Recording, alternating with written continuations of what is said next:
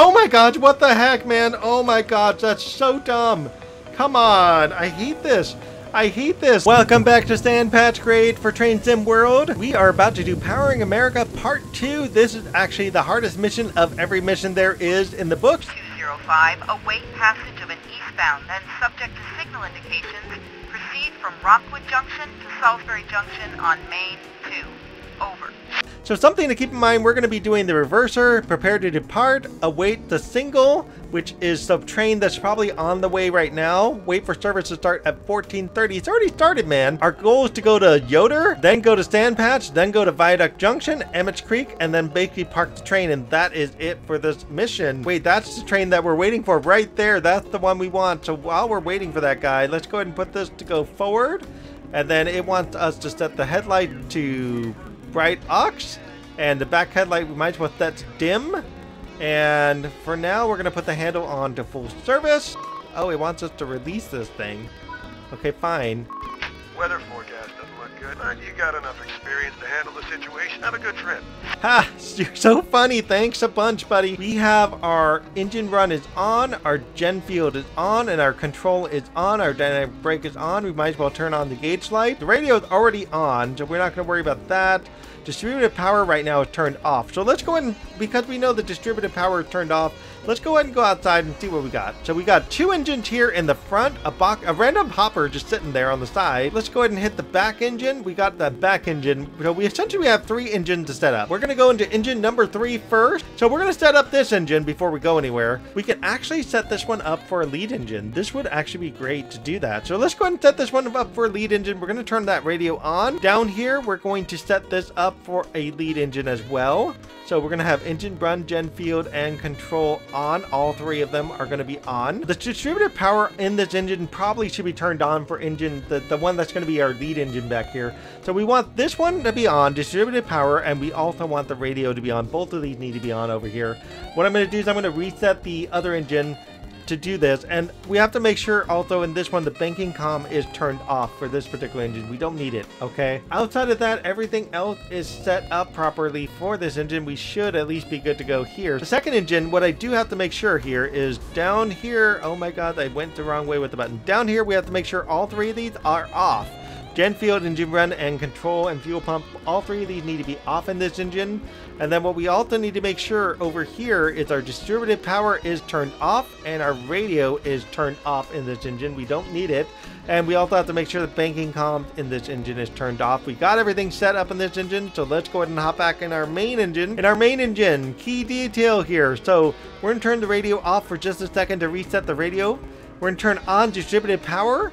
We're going to turn on the radio, and then we're going to go ahead and set up banking comm. We're going to turn on banking comm. We're going to also turn on the desk light because I like having the desk light here, and we're also going to turn on the cab light. Is that on now? For a second I was like, it's off. I can't tell. And then we might as well turn on the fan because I could use a little air here. Love how they put a fan, even though I don't need a fan. I'm sure I'm going to be hot here. It's totally fine. So let's go ahead and look outside in our rail line, and we are headed in this direction. It looks like we're going to be going down to Yoder, as it says there, and we're going to be driving down out to the bottom of the train. It doesn't have anything else going through. So this is going to be a rather long trip. Folks, to get this train moving, as usual, we put this engine to notch 1. And let's go ahead and release our independent brake here. We already have our automatic brake released, and we should probably blow the horn, which is already telling us to do that, and we'll turn on the bell. All right, folks, so the challenge here in this mission is to really try to watch what we're doing as this mission's going along. Couple things. We want to turn on the alerter, just so because we want warning devices. I want to see them. We're going to see what happens here. Our alerter's already ticking away. Yay. Our speed limit here eventually is going to jump up to 40 miles an hour, but not until we get through 3,000 feet of train. So we're going to have a little while to wait on that at least. But our switches should already be set for us. We shouldn't have to worry about any of our switches. This light is red for any train that might be coming through over here. What we do have to worry about here, let me hit the alerter as I go into the map. What we do have to worry about as we go along is everything should be okay up until we hit this point over here. Things start to get kind of challenging up in this area because we've got a train that just kind of just sitting here. Sooner or later we're going to be going to 45. We need to keep in mind our speed limits as we go along here, and we still have a green light one way or another. We should be good to go. And the B&O, I gotta say, was not really a railroad that made a lot of money. but it was effective as a railroad. It did a great job, and it did what it needed to do. And like I said, it had competitors. One of them with the Pennsylvania Railroad Company, and the other one with the New York Central Railroad Company. And the B&O was one of the ones that was essentially a cheaper version of the two, and it managed to compete long enough before it got picked up by CXX. Officially, the B&O came to an end on April 30th in 1987, and that was 160 years after it had started. I will say something about the B&O, though the B&O did have a lot of problems. The B&O had major problems with trying to get over the sand patch grade and get over the Allegheny Mountain, if I ever say this right.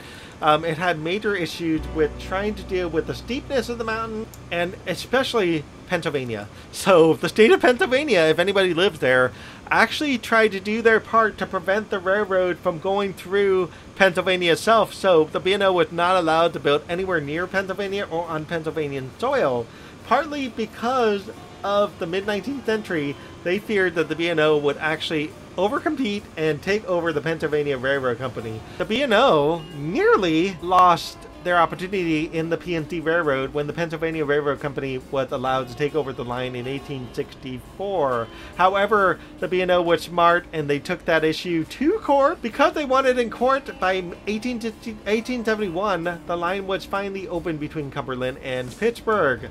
And the original sand patch tunnel finally began construction by 1850s and opened in 1854.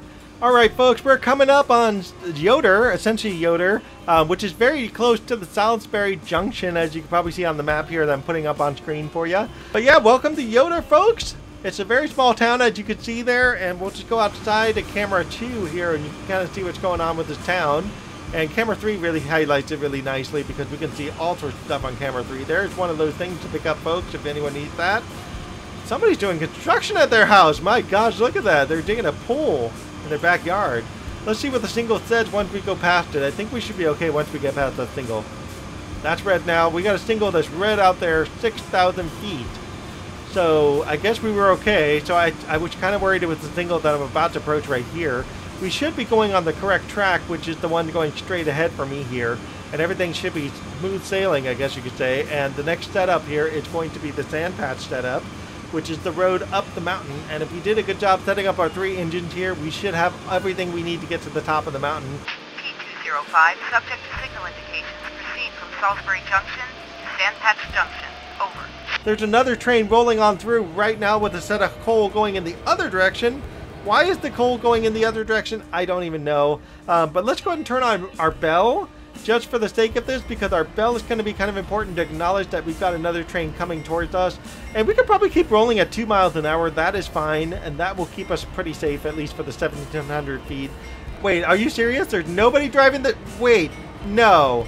You gotta be kidding. There's nobody driving this thing. What the heck? Really? I can't even stay on the... I can't... Look at that. There's nobody driving that train. That's stupid.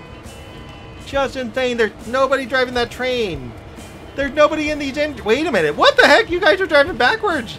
There's 2 people driving backwards. What the? That's just dumb. That's dumb, people. That's just dumb. You guys don't know what you're doing. Oh my god, that's just dumb. There's nobody driving the front engine. They're driving this whole train backwards. How are they going to see where they're going? What? We're finally here hitting Salisbury Junction here, which is this area right in here. And I should be able to get my train moving because I've got 3 engines, and I set my train up properly so everything should roll along like it's supposed to. In the meantime, that is a beautiful image of that lake right there. Look at this beautiful scenery. I love it. I just love it. This is where I go and take pictures of my train because I just love to watch my train roll on by the scenery like this. Can't beat it, honestly. Is that a person walking? There is a person walking. Hey, hey, how you doing today? Hope you have a great walk outside in the outdoors. It's lovely today. I just had to do it. I couldn't help myself. I just had to do it. Welcome to the town of Keystone, people. We are coming up on the town of Keystone. We gotta blow our horn for the construction crew here just so they know we're rolling through, even though nobody can seem to get through Keystone and get anywhere useful. But that's okay. The road is going to be closed indefinitely until we finish sand patch grade at some point. And we're going to be passing our official via location in just a second, folks. P205, subject to signal indications, proceed from Sand Patch to Cumberland. Over. I think this is where it's a T605, T2605, whatever she said. Is it an engine number? Well, T312, proceeding as signal to indicate, sand patch grade, Cumberland over. I just had to do it. So I zoomed ahead here, and this is where the 20-mile-an-hour zone is located. It doesn't explicitly tell you that the track is switched or anything, but unless you came over here and looked at it yourself, you'll see the track is switched automatically by the lady, and the lady doesn't even tell you that you have to switch over here for a reason. She doesn't even explain what the whole reasoning is to switch over to this track, but this track here, the lights are red, and we have to stop here, and for whatever reason, we have to switch over to this track for some reason. And for whatever reason, we have to eventually switch back at some point going around the other way. But that's not for a while because this track's going straight, at least for right now. At least until the next train rolls on by. This train's finally started moving. It's finally triggered. It gets triggered a little ways back there, right when I come up around the corner of the sand patch. So this train's already coming towards me. So we're going to go ahead and go notch 3. And we're just going to get our train to slow down a little bit. Folks, you can see up ahead, there's nothing there. And there's that train that comes around the corner. And had I been going like a lot faster, I would have been scared bejesus because of that train. And what it doesn't tell you, I wish the game told you, but it doesn't tell you at all. It's really dumb. But you would think you'd be going straight across this track here. So you're like, oh, it's not so bad. I see another train. No biggie. Just going to blow this horn to this guy here. Let's go even see if there's anybody in this train. There's at least somebody in that train. At least they know how to drive. My goodness. But yeah, so it just doesn't tell you at all what's supposed to happen. So we're going to go ahead and go to notch 0. And this track here says we're switching over to there. And you see 500 feet. I got to stop this train in 500 feet here. So we're going to go ahead and do this full service. And I probably should get back in my engine here because I want to make sure I can stop in time. That would do. Okay, good. I've got a good stop here. We're going to be able to stop this train just in time. In fact, we can probably go to minimum reduction here. Release the independent brake. And we got some time here. Release everything, and we're just gonna let this train roll on forward. Come on, come on, come on! Don't go stopping all the way. Ah, I got stopped all the way. I'm gonna start rolling backwards. It's not gonna be good. Wow. Okay. So notch 5 was enough, and this light should turn green, and we are ready to roll. I didn't even have to keep my brakes on. That's so nice. So let's get this train rolling on out and see what happens. Viaduct Junction's in 15 miles. We all know that takes a while to get to, and it's not until we come to this tunnel actually that we see what's really going on here. And we're gonna have to turn on our bell for this. So apparently the tunnel is under construction here, and we're just gonna zoom up ahead while we're looking at this. We got some workers and stuff out here working, and they're doing their thing. And so this means we're gonna be stuck going 20 miles an hour for a little while longer. They're doing some digging apparently with a wheelbarrow. I don't know what they're gonna get out of the wheelbarrow, and a generator and one of these diggers, but this is kind of cool. They've got this sitting on the road, no track things. So I guess they're doing some ballast repair out here. Oh, hello, the rock slide. That's what's gone on. Somehow a rock slide happened right off the mountain there. He's like, yeah, roll it, buddy. Yeah, we got this train. Let's go, everybody. We're going to have to slow down a little bit because we're going a little too fast there. Whoever wants to blow a horn in a tunnel, you know you want to hear the echo. Folks, I'm speeding now, but I just got my dynamic brakes turned on just in time. We're going to try to slow this train down. We got to get 7,000 AP points. I'm only at 3,000. That's not very good. That's not very good at all. Let's turn on the bell here for just a second and just kind of warn the working crew there. Oh my god, what the heck, man? Oh my god, that's so dumb. Come on. I hate this. I hate this. They're having me switch tracks again. I hate when they do this to me. Come on. You gotta be kidding! I did it again! Ugh! Okay, fine. We're gonna slow this train down somehow. Come on. Yes, I know I'm driving over the speed limit. Let me fix my game. Give me a minute to slow this down. Let's hope we get the medal. There we go. Okay, we're back on track again. The train switching over to the proper track. Now we're going down the hill properly. Come on. There we go. Finally, we're under the speed limit now. Let's go ahead and reduce my brakes. My god, that was terrible. I really went over the speed limit there.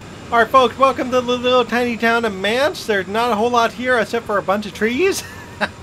We passed like the only road and the only crossing so far. And that really just goes wherever it goes. And We're going to be coming up on Glencoe after this, and then we'll finally be making our way down to Fairhope, and then eventually to Hyman. And then we, of course, got the Falls, I think it's the Falls Flat Tunnel. The certified zone is going to take forever to get through. I'm going to have to wait till the train, eventually I get to the little construction zone there. Oh, it's at 25, yikes, okay. Yikes, we gotta slow down a little bit here. Automatic brake, please. Automatic brake a little bit more, thank you. Okay, good. I'm just gonna leave this like this. Thanks, 25 zone. I almost got screwed over by that 25 zone. It just comes up and sneaks up on you. It doesn't even tell you what it's for or why is it even there. So I saw something up on the hill. That's what I thought. What the heck? Look at that gigantic dump truck. Who the heck builds such a thing? That's like a gigantic monster truck. What in the world? Alright folks, we're coming up on the final curve between here and Hyman. Hyman's right around the bottom of the curve here, then everything starts to go smooth sailing. So some of you, if you don't keep up on the news, at least with CSX railroad system, back in June of this year of 2023, something called the Waycross Locomotive Shop, they decided to pay tribute to the, oh my god, I'm going to speed. They decided to pay tribute to the Chessie system, the iconic Chessie system, by unveiling a locomotive with a new paint design. It's renumbered CSX 1973, and that particular locomotive, it's causing me to speed. Stop speeding, dude. Oh my god, I'm trying to talk now and you want to give me speed. That locomotive in the Chessie system, it's actually designed in the classic colors of the Chessie system, and that has not been used by the company since it merged with the Seaboard Coastline Industries of 1980, which is essentially the thing that gave the Chessie the colors that we know and love today. The team did extensive research and opted to work with the Heritage Society to ensure the color schemes were accurate and aligned with the modern color codes. This attention to detail demonstrates the respect and admiration that the CSX employees have had for the beloved railroad and the role in the company's heritage. So it's really cool that they did this. And the Chessie system was created essentially in 1973 as a result of the merger between the Chessie, oh my god, I can't say this one. The Chessie, you know what I mean, the cheapskate, it's going to be on the screen. Ohio Railway and the Baltimore and Ohio Railway and the Western Maryland Railway.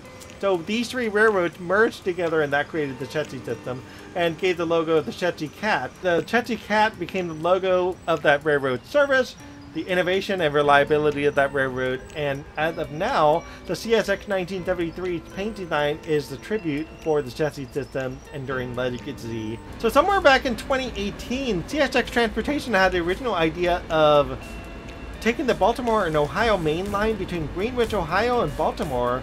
They were actually at one point considering it up for sale or leasing it.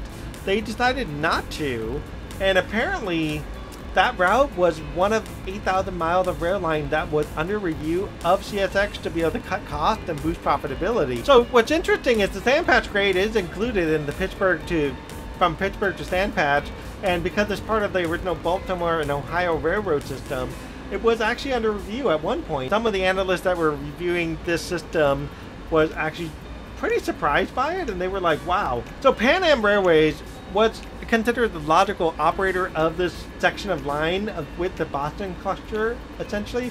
Conrail originally had these routes on the block before the lines were halted around the time the Norfolk Southern and CSX decided to split Conrail up, so to speak. So it's interesting, at 2017, the whole change of leadership caused some changes to the CSX Sand Patch, and we're extremely lucky to have the access to it.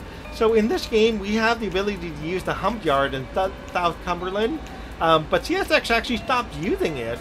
And what it was for is you would roll your train up and you would unlock the cars as you're going to the hump yard, and the cars would just automatically divide up and go into different areas, and people would be changing the switches to make sure it stops in the proper places. And so nowadays they don't do that anymore, and the hump yard has been a component practically since the B&O Railroad days was using it. And these days, at least in 2017, the hump yard it's empty. And essentially, sometimes the Cumberland Yard's also equally empty, and it's not as used anymore. And whether or not long-term what the goal is for CSX and the Sand Patch in a sense what is their plan overall? What are they going to do? And at the time, they didn't know what they were going to do with the hump yard, and actually, I've got a cool picture here of the sand patch completely empty. It's mind-boggling that you don't see this, especially out here. The sand patch is pretty crowded and pretty full, and it's really trippy to see this picture that I'm showing you on the screen here. And it's amazing that it's gone from that to 2023, where they're back up and using the yard again, and you've got some service signs happening and stuff's going on and all this other good stuff.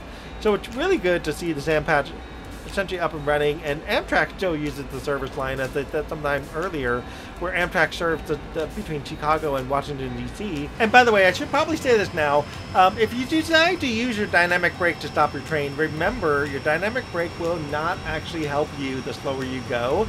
So you probably will have to turn on minimum reduction, you'll probably have to work with your automatic and independent brakes, but you can stop a train with dynamic brakes if you have a long enough distance to do the stopping. If you don't have the long enough distance, you kind of get screwed out in this. But, you know, you work with it as best you can. And you could just kind of fiddle with the dynamics and kind of make it go back and forth here and there and just kind of manage your speed. And as the train slows down, less available dynamics are available to you, and you just have to start throwing up some other stuff. But with the, like at that enough distance like this, 8,000 feet, you could totally 100% stop your train without any trouble at all. It boggles my mind, going over this railroad crossing is what I mean to say, that the horn is lower than the bell when you turn down the sound. I don't even know where the bell is on this engine. I need to find it because it's sometimes so annoying that you can't do anything about it, you know. But yeah, let's go ahead and stop this train. We're at 12 miles an hour. We're going a little too fast right now for me. Yeah, we're going to have to turn on some minimum reduction as we do this. And all in all, we want to try to stop this train on a dime, 300 feet away. Good golly. I don't know if we're going to make it. We're going to have to work with the dynamics here. I really like stopping with dynamic brakes. It's so much fun to do because you get a lot of fun just trying to make this stop happen with the dynamic brake system. And it's really hard to make that happen in a really good way here. But a lot of times I could do it where I get this train to stop on a dime with a dynamic brake. And I want to make sure I don't go over the light either. So let's go ahead and throw this up all the way to number 8. And hopefully that will be enough to stop our train officially. But we're probably just going to have to put minimum reduction to get the last of it to stop. And that is it. We are officially stopped. D205, subject to signal indications, proceed into Cumberland Terminal. Over. All right, folks, so this is a quick stop. That's fair. I can work with that. We could block the road just for love, just to be able to get the singles changed, just to be able to get this over the last single to get into Cumberland Terminal, so to speak. Guys, I finally found the bell. I finally found the bell. They hid the bell under here. What the heck, man? This bell is right next to the railroad itself. My goodness. It took me a long time to find that. I knew the bell was around here somewhere, but I finally found it. I am satisfied now. I now know where the bell is, and I can stand over here farther away from the bell. That's good. Okay, folks, we're making our final approach into Emmett Creek. And I know it's 6,000 feet away, but this is actually the final approach. So these switches are actually going to be the switches that's going to be directing me into the line and into a parking spot 6,000 feet away. And so with this, we're going to be coming up, there's another train already parked there. We're going to be coming up on that train right up ahead shortly. And we're going to be docking our train pretty soon. All right, this is perfect. I got 5 miles an hour and 300 feet to go. This is kind of what I was looking for. I know my train's going to kind of accidentally stop itself because the cars are quite heavy. So I want to kind of roll a little bit as best I can, just a little bit forward. And you can already see it's dropping down anyway. So I don't want to go down too far, or else this train's just going to come to a dead stop. I'm going to be stuck having to use gas pedal to get going forward. And I've only got 200 yards to work with anyways, and I'm getting some extra AP for this, so why not? And we know we got the gold medal at least because we just need 7,000 AP points. So if you got to this point and you got over 7,000 AP points, you are doing swimmingly well, people. So great job on your part. And our final destination, our final stop is here at 100 feet. We're going to just go ahead and minimum reduction this the rest of the way. And I think we could just roll right into that 100 feet and it'll stop hopefully without doing anything else. I don't know. We're going to see. Oh, I think we can. We might just have to put up a little bit more brakes just to kind of... Oh, wait, maybe. This is all minimum reduction, folks. This is all minimum reduction. I got this all in minimum reduction. I can't believe that. That's awesome. Not even having to do anything else. It's just going to stop itself. That's so perfect. Yes, I got that all in minimum reduction. Good job, me.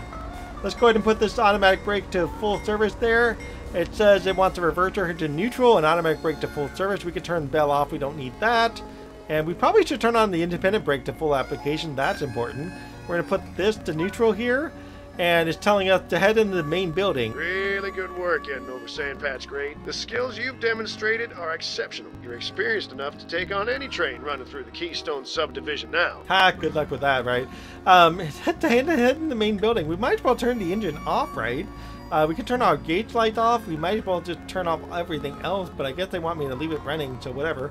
But I really can just hop out and take the time to turn off all the engines. I will just turn off the cap light. I assume this guy who never sleeps is going to be... Oh, okay. I assume this lady who never sleeps... I'm so sorry about that, lady. I'm so sorry. I didn't mean to say that. But yeah, I assume you're gonna be here going on the next trip. So have a great trip to your next trip. Thank you for the ride. I appreciate that. And we will see you, ma'am, in the next train I go right on. In the meantime, it's time for me to hop out and go somewhere else. Yeah, so I'm thrilled I made it back before sunset because it's 5 o'clock according to the time on there, and for me it's lunchtime, so I'm going to be eating lunch just as my character here is going to be eating dinner. So this is going to be fantastic. We're going to go into the main building. You can pick a car for me that I get to drive home. Maybe this little Beamer. It looks like a Beamer to me. Maybe the Beamer, maybe the truck. We'll see. Let's go see what my final score is. 8780. What did we get? We got a gold medal. Yes, we did. We got a gold medal. Excellent. We did amazing for this trip. And we're on level 18 for me. Dan Patch is on level 13, and the AC4400CW is on level 5. Not too bad. A couple overspeeds here and there, but especially this one. That was the worst right there. But we did great. And as usual, like, subscribe, leave me a comment, and I would love to hear from you guys, and we will chat in the next one. Bye, guys. Oh, strangely enough, this road that goes to that house and everything, it just goes in a loop. And the rest of it apparently is closed, so they can't even get through. They just have no way to get out of here. They're just trapped. The only way out is by rail or walking around this and hopefully putting a car on the other side and then driving out. So they're making you stuck here. Something happened. Ah, we're going 11 miles an hour. That's interesting. I wonder how fast... Oh, boy. We might have to get back in the engine and actually slow my train down because it may actually go and exceed the speed limit here. I'm super curious if speed control will actually